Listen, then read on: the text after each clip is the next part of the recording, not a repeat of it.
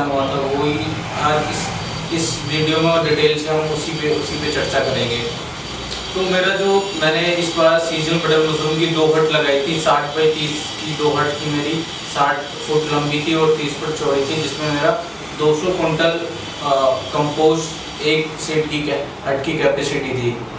तो वो मैंने लगाई थी, बट क्या हुआ था मेरे 2 हट में से एक हट न्यू ईयर पे बारिश आई, 1 तारीख से लेकर 8 तारीख तक कंटिन्यू बारिश चली और ऊपर मेरी जो सेट थी उसके ऊपर जो हमने वाल लगाई थी वो ज़्यादा पानी पीने की वजह से, ज़्यादा वजन होने की वजह से वो मेरी एक हट गिर गई। तो उसमें जो भी हमने कंपोस्ट डाला होता वो सारे के सारे कंपोस्ट में पानी, बारिश का पानी भर गया, जिसकी वजह से क्या हुआ, जो हमारा माइसीलियम जो रन हुआ था वो सारे का सारा खराब हो गया। उसमें से हमारे कुछ ही बैग बचे थे जिनमें हमने मशरूम निकाली हुई थी थोड़ी 20-25 किलो, बाकी हमारे सारे बैग खराब हो गए थे। जो हमारी दूसरी हट थी वो हमने वो नहीं गिरने दी थी, हम वहाँ उस टाइम पे वहाँ पर थे तो हमने सपोर्ट लगा के वो हट ठीक रखी, बट हमारी एक हट गिर गई थी। अब हमने हमारे को उसमें सीधा हमारी जो एक उस हट की कॉस्ट आई थी प्रिपरेशन की, वो हमारी 1 से 1.25 लाख रुपए थी एक हट की। तो वो सीधा नुकसान हमारे को 1.25 लाख रुपए का वहाँ पे हो गया था। दूसरा नुकसान हमारे को क्या हुआ था, जो हमने अपना सीजनल बटन मशरूम का प्रोसेस स्टार्ट करा था वो हमारा 1 अक्टूबर से स्टार्ट हुआ था और हमने इस बार अपनी लॉन्ग मेथड से कंपोस्ट रेडी करी थी। बट वो कंपोस्ट हमने जब 1 अक्टूबर को अपना कंपोस्ट बनाना रेडी करा तो वो नवंबर 2-3 तारीख तक हमारा कंपोस्ट बन के रेडी हुआ। तो हमने जो अपनी जो कंपोस्ट थी वो जो हट के अंदर डाली थी, तो हमारी 7-8 नवंबर को वो कंपोस्ट हट के अंदर गई। अब उसमें क्या हुआ कि 7-8 नवंबर में जो टेम्परेचर था वहाँ का हमारे इलाके का, हमारे इलाके से मतलब बुलंदशहर डिस्ट्रिक्ट का, तो वो 20 से 22 डिग्री था। हमने जैसे स्पोनिंग करी थी उस टाइम पे, फिर क्या हुआ कि अचानक से टेम्परेचर और डाउन हो गया, वो 15-16 डिग्री हो गया रात में, दिन में तो मैक्सिमम 20-22 डिग्री तक जा रहा था। तो ऐसे होते टेम्परेचर और डाउन होता चला गया और रात में 3-4 डिग्री टेम्परेचर आ गया और दिन में हमारा मैक्सिमम 14 से 15 डिग्री जाता था बस। इसकी वजह से क्या हुआ, जो हमारा माइसीलियम था वो काफ़ी, उसका जो रन होने का प्रोसेस था वो काफ़ी स्लो हो गया। वो 15 से 20 दिन में होना था, वो 1 मंथ प्लस ले गया। दूसरा, फिर हमने जो केसिंग बनाई थी, अपनी केसिंग प्रिपरेशन करी थी। तो केसिंग प्रिपरेशन में क्या हुआ था कि हमने केसिंग बनाई थी, अपने खुद से बनाई थी, कोकोपीट की, काऊ डंग की और जिप्सम। हमने ये सारे उसमें मटेरियल आ रहे थे और खुद से उसको स्टरलाइज करके अपने वहाँ पे केसिंग कर दी थी। बट उसमें क्या हुआ कि जैसे ही हमारा माइसीलियम शुरू हुआ था उसी हिसाब से हमारा केस रन भी शुरू हुआ। केस रन का भी सेम रीजन था कि टेम्परेचर हमारे को जो केस रन के लिए होता है 20 से 25 डिग्री, वो हम वहाँ पे नहीं मेंटेन कर पाए। हमारा टेम्परेचर 15 से नीचे ही रहा। हमने हीटर वगैरह भी चलाए, उसमें काफ़ी कोयले भी चलाए हट के अंदर। जैसे हमारे को और ग्रोवर्स थे, हमने उनको बताया कि टेम्परेचर कैसे मेंटेन करें, तो उन्होंने जिस तरीके से रिकमेंड करा हमने उस तरीके से सारी चीज़ें करी। बट हम उसमें हमारे को ज़्यादा सक्सेस नहीं मिल पाई और हमारे को जो रिजल्ट मिलना चाहिए था वो रिजल्ट नहीं मिला टेम्परेचर के लिए। तो फिर हमने हमारा जो 1 मंथ प्लस फिर हमारा केस रन में लग गया।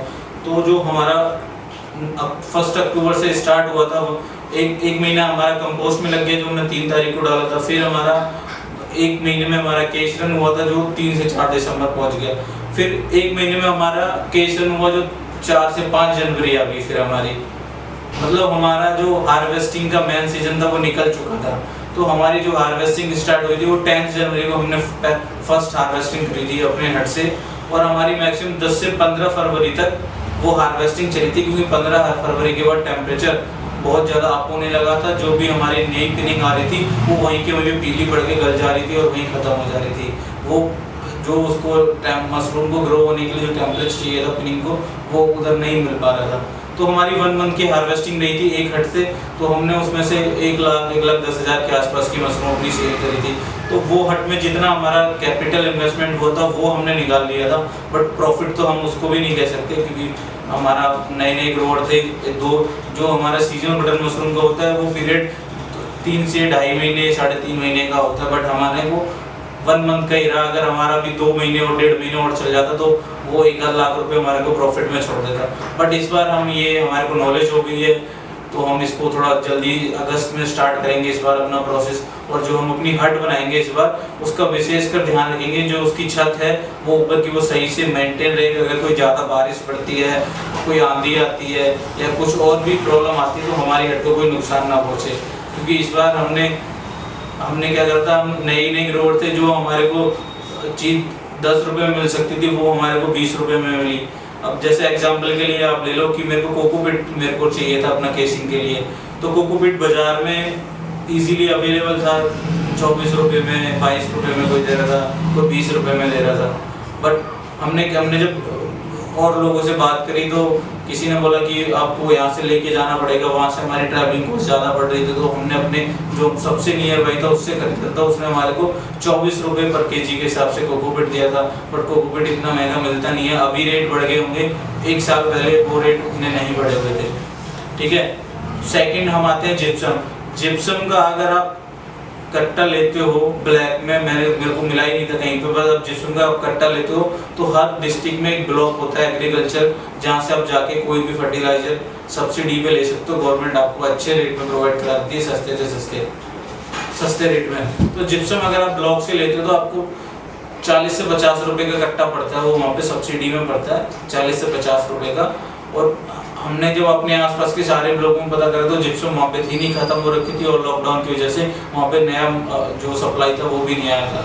तो हमारे को मजबूरी में जिप्सम दूसरे जो हमारे आसपास के ग्रोवर थे उनसे हमने कांटेक्ट करा, तो उन्होंने हम बोला कि हम आपको जिप्सम दे देंगे पर 200 रुपये बोरी के हिसाब से मिलेगी। हमने कहा जी चलो ठीक है, क्योंकि हमारा प्रोसेस स्टार्ट हो चुका था तो हम बीच में उसको स्टॉप नहीं कर सकते थे। हमने 200 रुपये कट्टे के हिसाब से उनसे जिप्सम ली, और जिप्सम भी एकदम घटिया किस्म की उन्होंने हमारे को प्रोवाइड कराई, क्योंकि वो जिप्सम उन्होंने बाहर फेंक रखी थी कहीं खुले में, और वो बारिश में भीगी हुई थी। जो अगर मटेरियल आप डाल रहे हो अगर वो बारिश में भीगा हुआ है जिप्सम, तो वो आपके लिए अच्छा नहीं है, आपकी कंपोज उतनी अच्छी नहीं बनेगी फिर उससे। तो ऐसे काफ़ी छोटे रीजन थे जो हमारे को इस बार हमने हमारे को लर्निंग हुई है, हमने सीखे हैं कहाँ पे हमारे साथ चीटिंग हो सकती है, कहाँ से हमारे को मटेरियल सस्ता मिल सकता है, मार्केटिंग कैसे हम अच्छे से अपने प्रोडक्ट की कर सकते हैं, क्वालिटी को और कैसे इम्प्रूवमेंट कर सकते हैं। सबसे मेन काम इसमें रहता है लेबर का। जो हमने अपनी लोकल लेबर पकड़ी हुई थी, वो क्या करते थे कि एक दिन आ रहे हैं, दूसरे दिन नहीं आ रहे हैं, किसी के दिन किसी की तबीयत खराब हो गई, तो लेबर की वजह से फिर क्या करना पड़ता था, हमारा जो काम 2 दिन का था वो एक हफ्ते उस काम को हमारे को करने में लग जा रहे थे। तो सबसे पहला ध्यान रखें कि आप परमानेंट आपके पास लेबर हो, जो बंदे हो वो डेडिकेटेड उसी काम के लिए आपके वहाँ पे 24 आवर अवेलेबल रहें, तो आप इसमें सक्सेस हो सकते हो सीजनल बटन मशरूम में। और जो रॉ मटेरियल है वो आप अच्छी जगह से खरीदें और सीजन में ही खरीद के रख लें। जब आपको लगे कि भाई अब हमारे को करना ही है, जब जो चीज़ सस्ती हो रही है आप तभी परचेस कर लेंगे, तो आप एक इसमें अच्छा प्रॉफिट, अच्छा मार्जिन कमा सकते हैं। अगर आप 2 रुपये की चीज़ 10 रुपये में खरीदोगे तो आपको कोई भी प्रॉफिट नहीं होने वाला है इस मशरूम इंडस्ट्री में। ये मैं अपना एक्सपीरियंस से आपको बता रहा हूँ। बाकी मैंने अब क्या करा इस बार, अब मैं नेक्स्ट ईयर स्टार्ट करूँगा, तो इस बार मैंने जो चीज़ मेरे को सस्ती मिल रही है वो मैंने पहले से स्टॉक कर दी है। जैसे वीट स्ट्रॉ, अभी गेहूँ की कटाई चल रही थी तो अभी मेरे को वीट स्ट्रॉ बहुत सस्ते में मिल गया। मस्टर्ड स्ट्रॉ जो होता है वो मेरे को बहुत सस्ते में मिल गया, तो मैंने पहले अभी से ही स्टॉक करके रख लिया जितना मेरे को रिक्वायर्ड है सीजनल बटन मशरूम के लिए, वो मैंने अभी से स्टॉक करके रख लिया। मेरा 25 से 30 हज़ार रुपये में दोनों हट के लिए मैंने इतना वीट स्ट्रॉ और मस्टर्ड स्ट्रॉ कर लिया है जो मेरा वहाँ पे है। अब मैं उसको नेक्स्ट ईयर अपने सीजनल बटन स्ट्रॉ में करूँगा।